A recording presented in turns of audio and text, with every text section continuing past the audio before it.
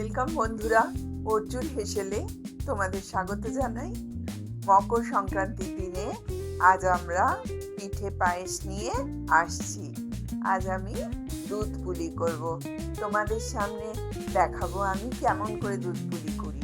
খুবই সহজ, সবাই বাড়িতে করে, আমিও করব আজ। তোমরা থাকো আমার সাথে। উপকরণগুলো আমি তোমাদের দেখাই। আমি আগে খামিটা করে নিচ্ছি। জলের মধ্যে আমি একটু নুন দিয়ে দিলাম।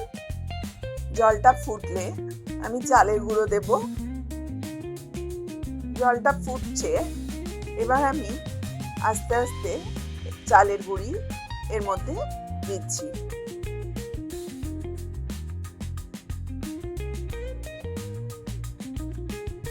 বেশ কিছুটা দিয়ে আমি দেখব এটার মধ্যে আর লাগবে কিনা। আমি করে নিয়েছি আমি চালের আটা দিয়ে, আর নিয়েছি নারকেল, এটা মেন ইনগ্রিডিয়েন্টস, আর দুধ, আর নিয়েছি পাটালি গুড়, দুটো এলাচ, আর আমি এর মধ্যে খোয়া ক্ষীর দেব, আর দেব আমুল দুধের গুঁড়ো। বন্ধুরা, আমি এটা এবার মথে নিচ্ছি। একটু হালকা হালকা গরম থাকতে তোমরা এটাকে ভালো করে মথে নেবে, তাহলে এটা খুব সুন্দরভাবে মিশে যাবে। আর যত সুন্দরভাবে এটাকে মথে নেওয়া যাবে তত পিঠেগুলো সুন্দর হবে। আমার মলচানো হয়ে গেছে, এবার আমি ছোট ছোট আকারে লেচি বানিয়ে নিচ্ছি, কেননা দুধে দেওয়ার জন্য পিঠেগুলো একটু ছোট ছোট হতে হবে। আমার লেচিগুলো কাটা হয়ে গেছে, এবার আমি আস্তে আস্তে পিঠেগুলো বানিয়ে নেব। বন্ধুরা, এই নারকেলটা আমি তোমাদের সামনে পুড়ে তারপরে আমি এটাকে নারকেলের ছাই বানাবো। আজকাল অনেক উপায় বেরিয়ে গেছে, কেননা আমাদের বাড়িতে মিক্সার, গ্রাইন্ডার, নারকেল হাতে কুড়িয়ে অনেক কিছু বেরিয়ে গেছে, কিন্তু আমার খুব মনে হয় আমরা পুরনো ঐতিহ্যকে ভুলে যাচ্ছি। তাই পুরনো ঐতিহ্যকে ফিরে পাওয়ার জন্য আমি এই নারকেল কুড়িয়ে নিয়ে আজ বসে পড়েছি একটু নারকেল কুড়তে। মা, কাকিমা, জেঠিমাদের কথা স্মরণ করে একটু নারকেল কুড়িয়ে নিয়ে বসলে কি বা আসে যায়, একটু না হয় খাটনি হলো, ভালোই তো লাগে। আমার তো ভালো লাগে, জানি না তোমাদের কেমন লাগবে। নারকেলটা বেশ পুরু, চাষ।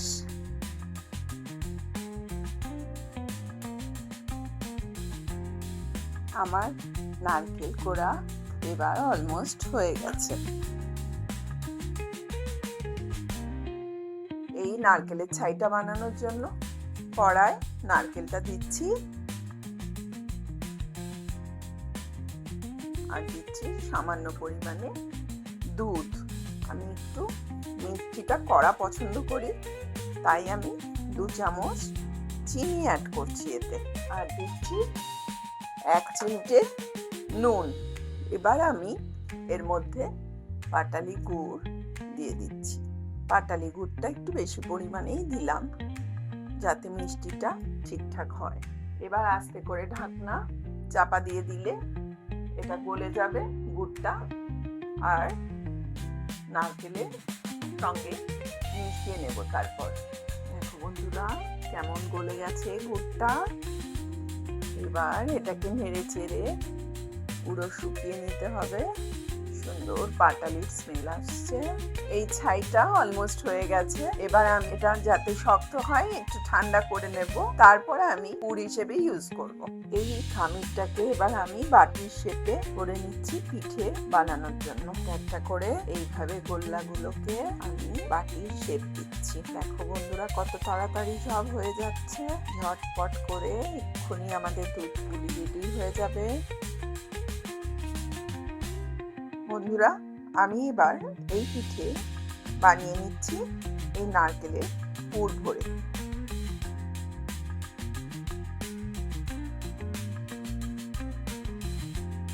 শীতের মরশুমে এই পিঠে খেতে খুব মজাদার লাগে। এই ঘন দুধে এই পিঠে মজে একদম ক্ষীর হয়ে যাবে।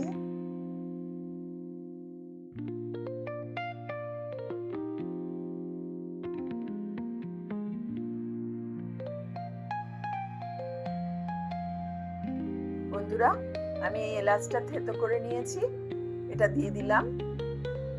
এবার পিঠেগুলো যে তৈরি হয়ে গেছে, সেই পিঠেগুলো আস্তে আস্তে এর মধ্যে একটা একটা করে দিয়ে দিচ্ছি।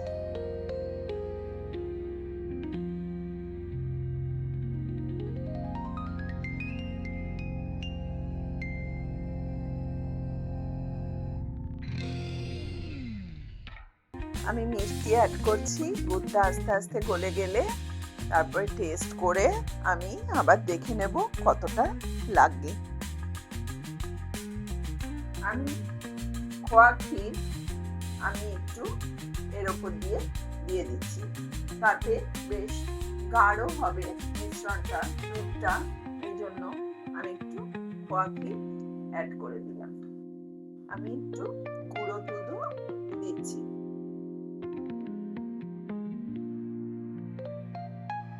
দেখো বন্ধুরা, আমার পিঠে তৈরি হয়ে গেছে দুধ পুলি। দুধ পুলিটা খুব ইয়াম্মি হয়েছে, একদম ক্ষীর ক্ষীর।